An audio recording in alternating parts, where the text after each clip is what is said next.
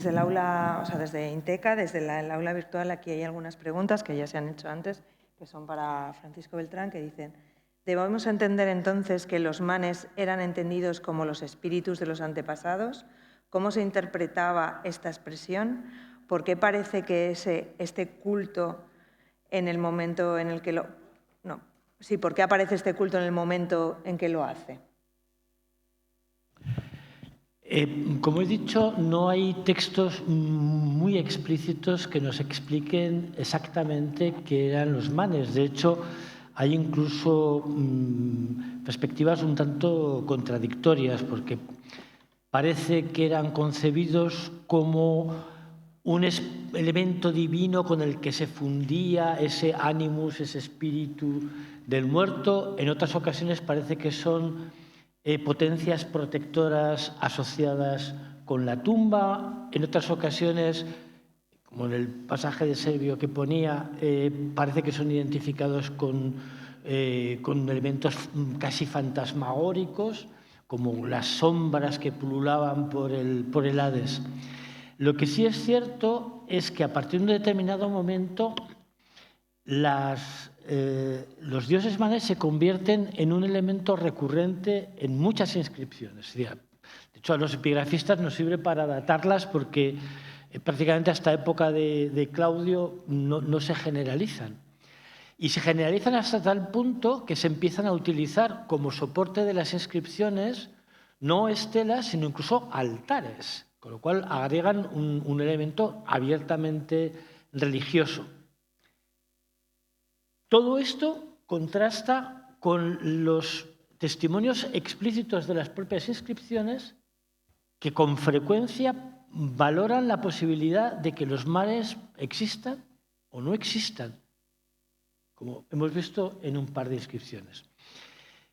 Probablemente las ideas sobre el más allá son tan extremadamente vagas, y esto es una cuestión general en el mundo clásico, salvo para las religiones salvíficas, que la posibilidad de que exista un elemento protector es valorada tan positivamente que, bueno, exista o no exista, vamos a procurar contentarlo, vamos a tener un elemento de protección en la tumba. Pero la verdad es que tenemos muy pocas referencias explícitas que nos transmitan cuál era la imagen que los antiguos tenían de los manes. Otra pregunta también para ti, Francisco. Dice, ¿tienen los movimientos filosóficos un impacto, bueno, también para ti, Miguel, en las prácticas funerarias y los epitafios? Sí, hemos visto muchas de esas frases de el non fui, non sum, non curo, no existía, no existo, ya no tengo preocupaciones, son evidentemente posiciones muy intelectualizadas. Y todas esas disquisiciones sobre el alma seguramente tienen un registro superior en las obras filosóficas o de trasfondo filosófico, como las propias Tusculanas de Cicerón, que probablemente en los ámbitos más populares, en donde lo que había era una creencia algo más difusa sobre que había una parte de la persona que permanecía vinculada a la tumba. Hay, por ejemplo, sarcófagos que presentan en la cara interior todo el amueblamiento de una vivienda. ¿Significa eso que había una creencia en que el muerto seguía teniendo en la tumba la casa que había tenido en vida? Pues algo parece que hay en ese sentido. Pero yo creo que hay dos niveles muy claros de lo que serían las creencias populares y lo que son, digamos, las personas más intelectualizadas, que a lo mejor incluso pues, están sobrevaloradas en nuestra percepción del fenómeno. Porque de las creencias de las clases populares tenemos muy poco reflejo ni en las fuentes ni en los epitafios. No sé si... Sí.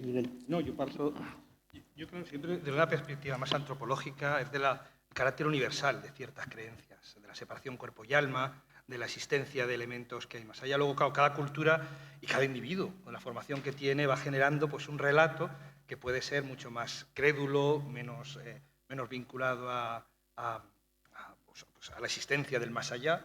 Entonces, claro, de un origen, luego vamos a encontrar muchísimas variables, muchísimos elementos. Así que en la que las filosofías van a influir muchísimo, cualquier filosofía, cualquier elemento cultural. Pero en el fondo, los seres humanos estamos tan apegados a nuestra vida que en cierto modo nos negamos a que la muerte absoluta exista y en consecuencia queremos creer que existe un elemento espiritual que va a tener otra existencia después de nuestra muerte. En el fondo es una rebelión contra la muerte, así somos los seres humanos. Sí, es el mito, es una respuesta, la respuesta que necesitamos a una realidad que no podemos explicar y que pervive todavía hoy. Es decir, todavía además ahora hay muchos... yo, por ejemplo, en Valencia, un psicólogo y un especialista, un médico, pues las ideas en torno a las creencias post-mortem están muy presentes todavía en la ciencia. Es decir, que es algo que no se rechaza, que está ahí presente, que es un fondo común de todas las culturas, que surge en algún momento. Por ejemplo, por lo que me han comentado mucha gente, este es un momento muy rico en los temas sobre la muerte. Es decir, la gente vuelve otra vez a esos temas del más allá, a lo mejor no de una perspectiva cristiana, pero sí que vuelve a interesarse mucho por los temas de la muerte, del más allá, de lo que existe. Sí. Científicos. No sé si hay alguna pregunta en la sala. Sí.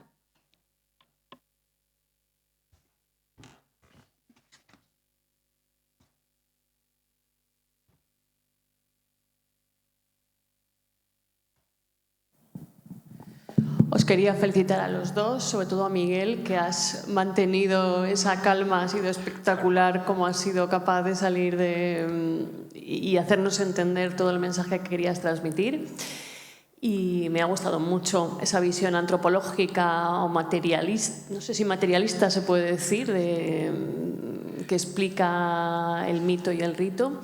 Y te quería preguntar por una curiosidad, porque yo no soy una especialista en la muerte, y he leído en algún sitio que esta práctica de la moneda, de darle al muerto una moneda, tiene que ver con el desarrollo de la sociedad democrática, de las clases, de la reforma soloniana, la reforma serviana, toda esa organización censitaria. ¿Es así? ¿Tiene algo que ver? Se dice... Bueno, sí, oye bien, sí. Yo creo que sí. Por ejemplo, yo creo que en las sociedades, por lo que decíamos antes de la importancia de la cultura en la sociedad griega y romana pasamos de una sociedad gentilicia, donde ignos y tánatos tienen un gran poder y es los que trasladan al héroe. Por eso en Grecia se habla de héroes y no se habla de muertos normales. Pero eso es en un momento donde la sociedad es una sociedad gentilicia, basada en lazos de sangre, de elementos heroicos. Cuando la sociedad pasa, con las reformas de Solón en Grecia, en Atenas, y luego con el conflicto patricio-plebeyos, pasa a una sociedad plutocrática, comienzan a intervenir elementos, seres protectores de los muertos, como por ejemplo Mercurio, Hermes, vinculado más a la riqueza. Y ahí lo de la moneda yo creo que entraría dentro de esa idea de evolución cultural de la muerte, de una muerte gentilicia a una muerte plutocrática. Y que lo vemos, la evolución, es decir, claro, yo he dado ideas generales, pero como dice el profesor Beltrán, hay muchos elementos, hay una evolución también en la idea de la muerte, etc. En Egipto lo tenemos también. En Egipto tenemos desde esa muerte privilegiada a una persona, al faraón, a los que se van a enterrar en torno a él, a la democratización de la muerte. Que yo siempre digo que el cristianismo, lo más bonito que introduce es la democratización de la muerte. Es decir, la sociedad romana no es una sociedad democrática respecto a la muerte. Ahí solamente el que podía pagarse buenas inscripciones, el que podía pagarse un buen entierro, los familiares que les podían alimentar con la sangre, con las comidas, podían llegar al más allá. El cristianismo te ofrece la salvación a todo el mundo, ya no una cuestión material, sino una cuestión espiritual. Entonces, sí que creo que hay una evolución y que la moneda podría entrar dentro de esa idea del carácter plutocrático de la muerte frente al gentilicio y frente al democrático que introduce ya el cristianismo.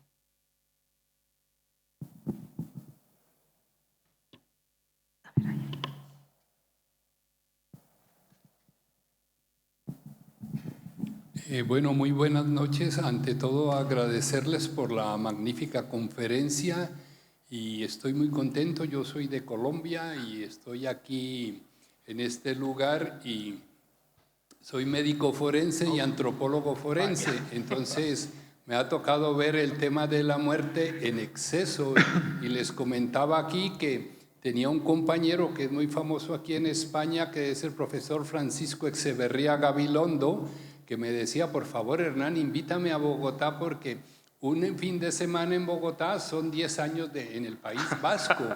Y yo le decía, ¿pero por qué? Me dice, porque usted tiene 150 asesinatos y hacen 150 autopsias. Y yo hago una en el País Vasco, hago 12 en el año y 120 en 10 años. Entonces, por favor, que me invite. Entonces le digo, no tengo dinero para pagar el viaje, pero tengo los muertos, así es que si le interesa el tema, bienvenido. Sí que me interesa. Y esto para acotar un poco con lo que hablaron en la primera conferencia, del hecho que todavía en Bombay dejan los cuerpos para que los buitres se los coman y los lleven. El problema que tienen es que como en la India hay tantas religiones y divisiones, a veces a estos cuervos les queda muy pesado la presa y entonces se caía una mano y caía en el jardín de la casa o donde estaban los niños y ellos andaban furiosos con los seguidores de Ayura Mazda, que son los que todavía están allí. Afortunadamente ellos no se pueden casar con otras personas y cada día son menores los que sobreviven, pero todavía está esa práctica. Y esa la narran muy bien Julio Verne en La Vuelta al Mundo en 80 días, que habla de esa situación que viene desde la época de los babilonios y desde la época de Ciro el Aqueménide y de todos ellos, porque es esa religión. Ante todo, darle las gracias y he disfrutado mucho. Muy amables. Muchas gracias. Gracias.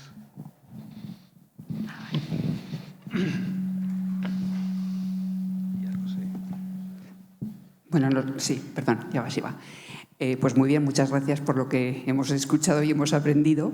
Y yo quería hacer dos comentarios sobre esas cosas de la muerte que parece que estamos hablando de Roma y de tiempos similares, pero todavía en las iglesias cristianas, digamos, relativamente recientes, aparecen esqueletos, digamos, con una moneda en la boca.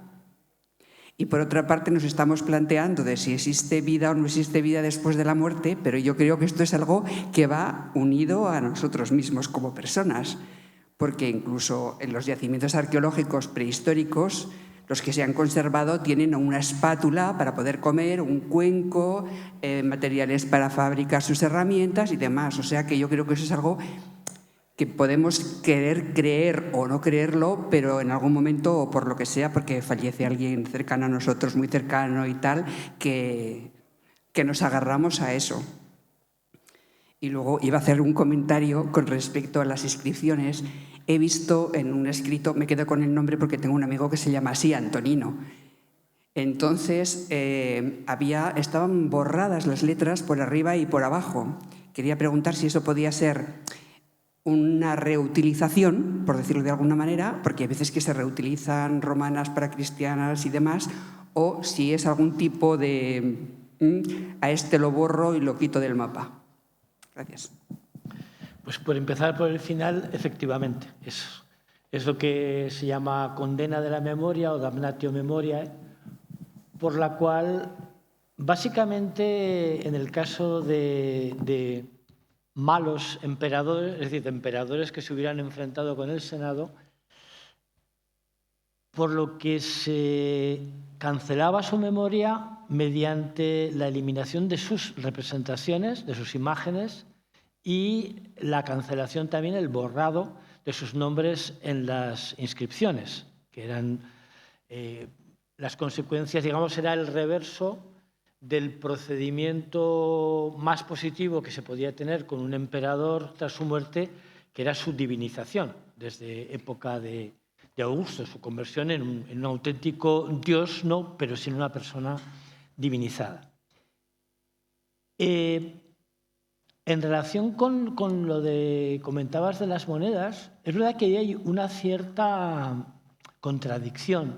Por eso decía antes que hay un nivel de creencias intelectualizadas o filosóficas y otros niveles populares que nos escapan, porque hay una tendencia general a considerar que el mundo de los muertos no era como lo describen los poemas homéricos, el Hades, el famoso descenso al Hades es da pelos y detalles. Desde lo que decía Miguel, de que lo primero que hace Homero llama a los muertos cabezas huecas, porque son personas que han perdido toda conciencia, todo recuerdo. Entonces, lo primero que había que hacer para avivar su memoria es llevar a cabo un sacrificio sangriento.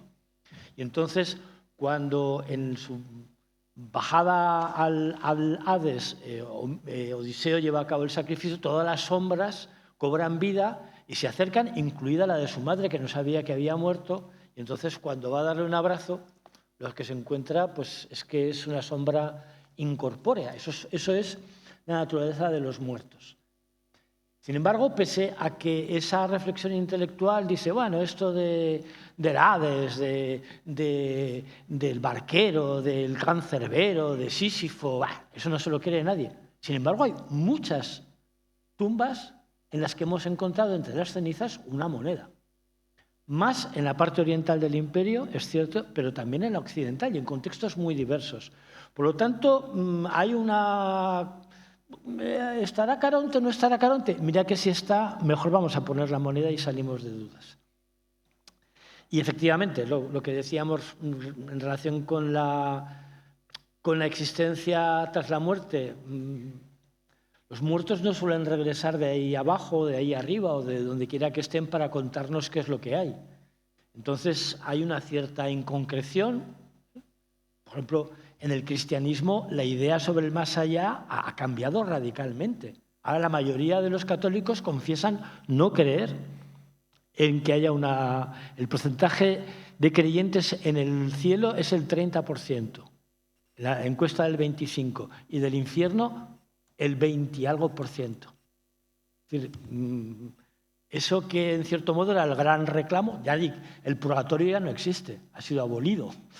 Entonces, todo eso cambia. Nuestra imagen del mundo, en el fondo, lo que estamos haciendo es proyectando nuestros propios miedos y creencias actuales hacia ese más allá. Es un reflejo de nuestra creencia. Pero, por tanto, sí, es verdad, pero hay mitos que son muy... Yo antes decía de la relación que hay entre la muerte, el sueño y el trance, y es que el relato que hay del más allá se parece. Hay uno que solo estudió muy bien Valdemar de Onna también, que es la sed que tiene el muerto, la necesidad de agua que tienen todos los muertos, y es una de las peticiones que se hace y de las libaciones que hacen. Y es la sensación que tenemos cuando nos levantamos del sueño, de un sueño, o cuando realizamos un proceso de trance. Y hay esa imagen de volar, hay muchas imágenes del mito que, claro, yo soy muy pragmático en ese sentido, la cultura luego genera todo otro relato, pero sí que hay una generalidad de ideas universales que es de donde surge el mito, porque si no hubiera algo palpable, el mito no surge. El mito surge de una necesidad, de una respuesta que damos nosotros a algo que nos sorprende, que nos...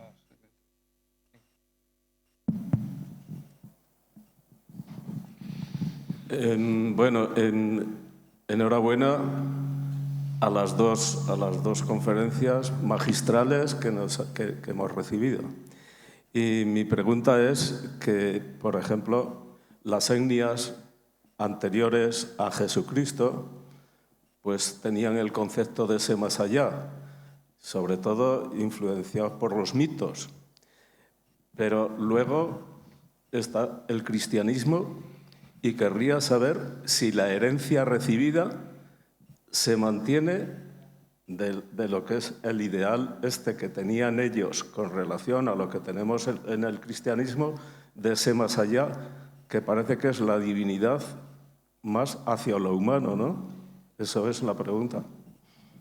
Yo sí que tengo una interpretación.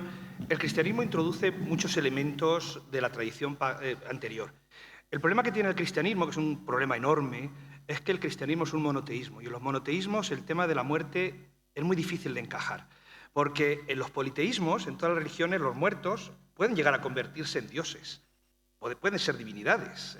Si tú los alimentas bien, de distinta potencia, distinta fuerza, cuanto más sacrificio, cuando más sangre consuman, cuando más ofrendas tengan, más fuertes serán esas divinidades, incluso familiares. Un emperador no es nada más que una divinidad personal a la que el Senado ha decretado que va a ser divino. Pero las familias podían tener en el ámbito privado esos dioses.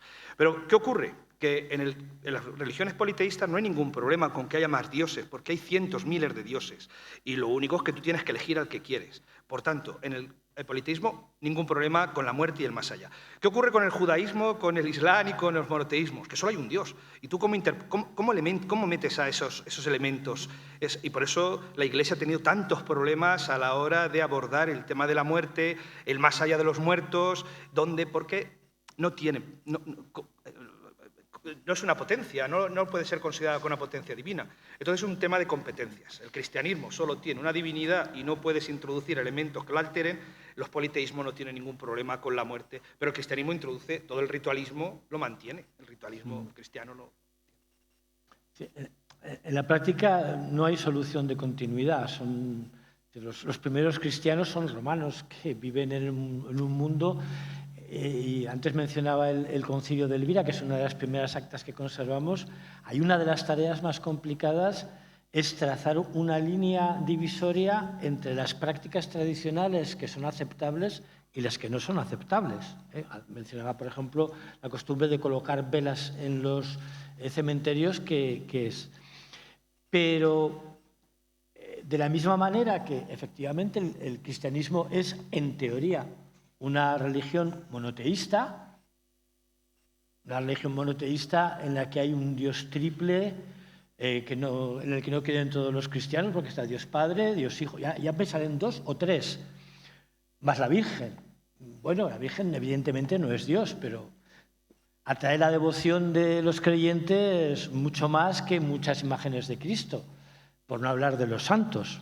Entonces, efectivamente, se trata de una religión teóricamente monoteísta, pero que en la práctica recoge una tradición de creencias en seres sobrenaturales diversos que es herencia de ese pasado politeísta. Por lo tanto, hablo al menos de las creencias tradicionales. Todo eso en la actualidad se ha atenuado mucho. Pero es muy difícil, hay una evolución, cambios, y el propio cristianismo cambia de manera muy notable a lo largo de su larguísima historia. En cualquier caso, la Iglesia es la institución más eficiente y exitosa que ha conocido la humanidad. Por algo será.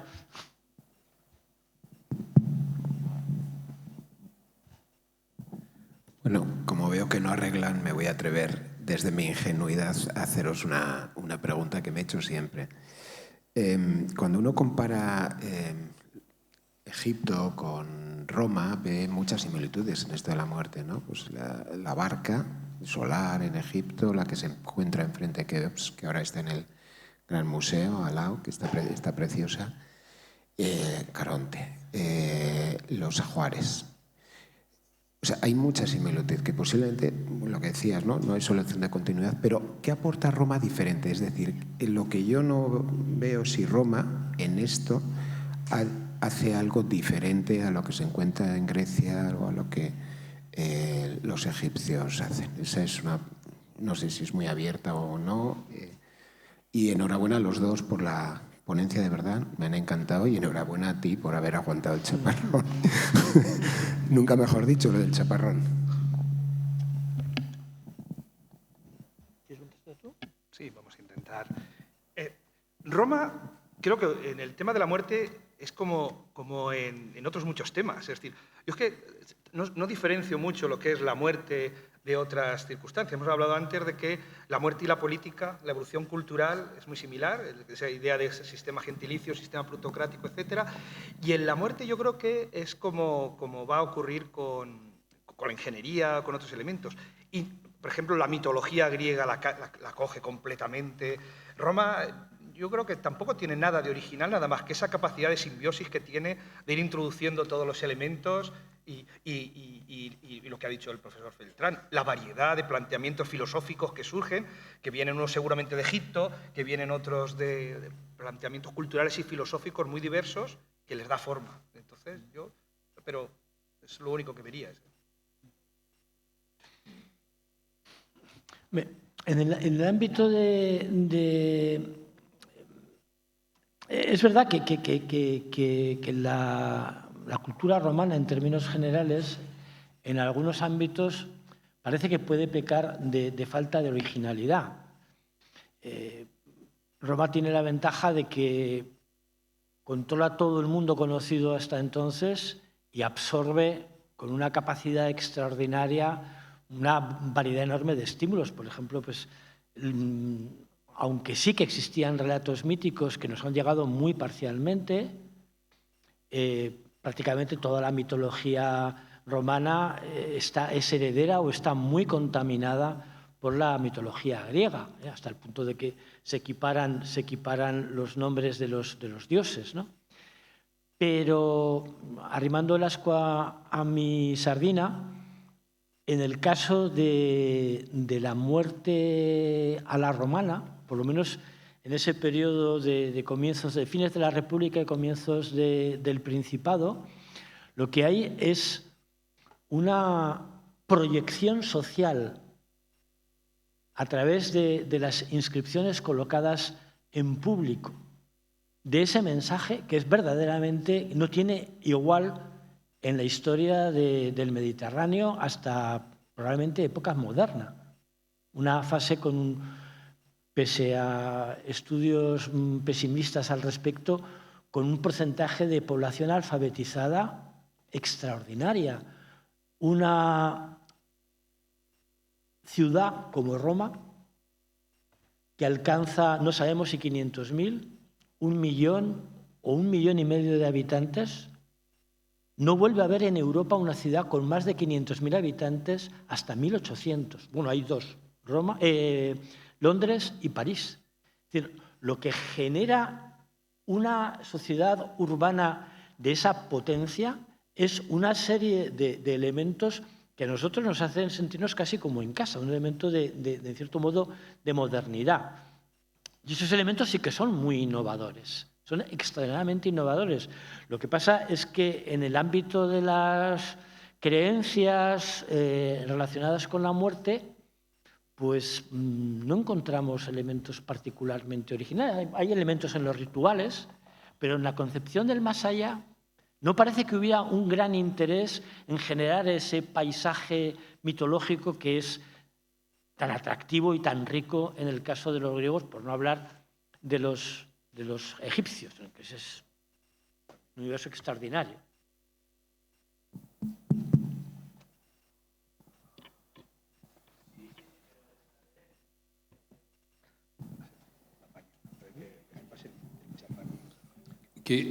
Respecto a la pregunta, la otra parte importante es que los romanos siempre se consideraron sucesores de los griegos y por eso es que tienen que escribir la Eneida, que Eneas sale de Troya y Eneas va a Sicilia y Eneas luego después baja a Túnez, a Cartago, y estando viviendo allí con la reina Dido, otra vez baja al inframundo y le dicen: no, es que no le hemos mandado a usted a vivir cómodamente aquí con la reina, su misión es fundar un nuevo imperio. Y regresa a Sicilia y le dice: hay que fundarlo en la desembocadura del río, que pues era ahí en el puerto de Ostia, y ahí se encuentra que está Latino con una hija que tiene un problema, que 8 pretendientes quieren casarse, y dice: no, mejor la casamos con Eneas y que él resuelva el problema. Y él vence en eso, y de los descendientes de ellos es cuando hay una pelea y una mujer debe heredarla y la nombran Vestal, y ella queda embarazada por Marte y sale Rómulo y Remo y el resto es historia patria. Pero entre los romanos la lengua que se hablaba era el griego y para la gente del vulgo hablaban el latín y ellos siempre conservaron toda esa creencia. Gracias. La relación de los romanos con los griegos es ambigua. De hecho, los fundadores de Roma y antes de Alba Longa no son griegos, son troyanos, que son los enemigos de los griegos. Es decir, forman parte de ese universo. Entonces, es verdad que el mundo romano absorbe toda la ciencia, toda la técnica, toda la medicina, la filosofía que habían desarrollado el mundo griego y helenístico. Es verdad que las clases cultas hablaban griego. ¿Cómo no iban a hablar griego? Era la lengua franca de toda la parte oriental del Imperio Romano. Y además era la lengua de toda la literatura. Es decir, hasta el siglo III antes de la era, Romano empieza a escribir literatura. Y las primeras obras literarias las escriben griegos. Las primeras obras históricas se escriben en griego. Livio Andrónico traduce obras al latín desde el griego. Pero, al mismo tiempo, pese al prestigio de la cultura, al prestigio de la lengua, la percepción de los griegos es como de un pueblo un tanto relajado, que ha perdido las virtudes originarias, que incluso está medio corrompido, y los graeculi, los grieguecitos, como los llaman, son percibidos también con una cierta caución, ¿no? Entonces, digamos que la relación de decir Roma no se entiende sin Grecia, el arte, la arquitectura romana tiene raíces griegas, la plástica tiene raíces griegas, la filosofía tiene raíces griegas, pero hay un cierto alejamiento, y la prueba del algodón es que Roma conquistó Grecia. Y ahí no hay discusión. Pero efectivamente, desde luego es muy difícil, es una acumulación. Y no olvidemos la deuda con Oriente, que siempre queda un poco allí, pero en el fondo, cuanto más rascamos, si empezamos a mirar en los poemas homéricos, en Hesíodo, empiezan a aparecer los sumerios, los acadios, la medicina griega no se entiende sin la práctica egipcia, pero todo ese cúmulo es el que Roma tiene la enorme habilidad de generar, de reconducir y de difundir. Y eso es también un gran mérito. No es fácil crear un Estado que dure, según como lo miremos, más de 2000 años. Porque cuando cae Bizancio era Roma. Todavía los árabes llamaban a los bizantinos Rumi, romanos. Por lo tanto, se trata de un Estado con una permanencia, por no hablar de los ecos del Sacro Imperio Romano Germánico y hasta hoy. Sí, y además yo creo que es el primer Estado que integra, esa capacidad de integrar que tiene Roma, porque nosotros, claro, había grandes imperios con elementos, pero Roma tiene la suerte de expandirse, de adaptar y de integrar, es decir, no rechazar, y entonces, claro, esa es su originalidad, claro, que es muy grande, lo que tú dices es la originalidad básica. La clave, a mi juicio, de la historia romana, de su estabilidad, es la capacidad de integración. Es el único imperio que ha sido capaz de igualar a los hijos de los sometidos con los hijos de los conquistadores. La capacidad de hacer ciudadanos, y esa es una noción básica. Los romanos inventaron el voto secreto. Eso no nos olvidamos. Una gran aportación a la democracia, desde época tardorrepublicana. Por lo tanto, bueno, digamos que la originalidad de Roma se da en otros ámbitos, pero son muchos e importantes.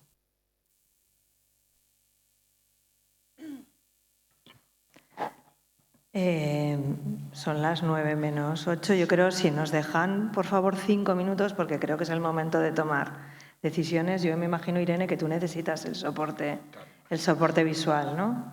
Es que a lo mejor es mejor buscar una solución, porque esto no parece que bueno, si nos dejan 5 minutos, por favor, tanto en casa como aquí, vemos cómo podemos solucionar esto para hoy y para mañana, claro.